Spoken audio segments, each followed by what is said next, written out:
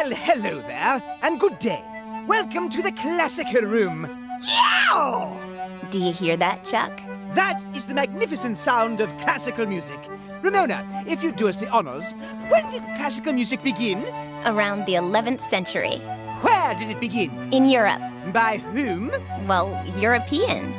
That makes sense. Now, Ramona, how do you know if you're listening to classical music?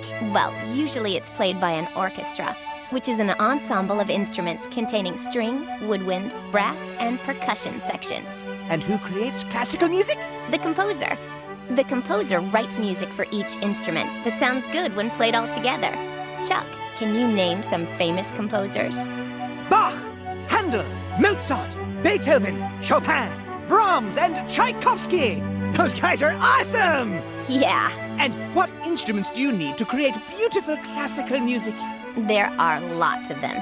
There are the string instruments, such as violin, cello, and harp.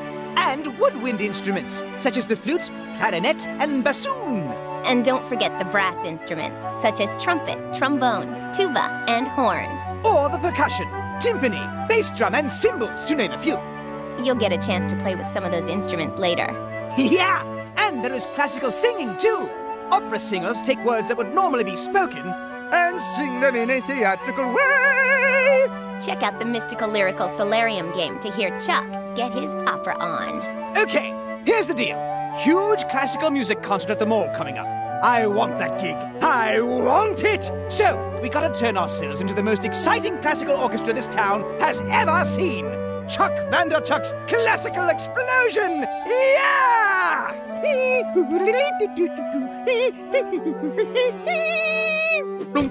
Check it. Gear up and plug in. You ready to practice?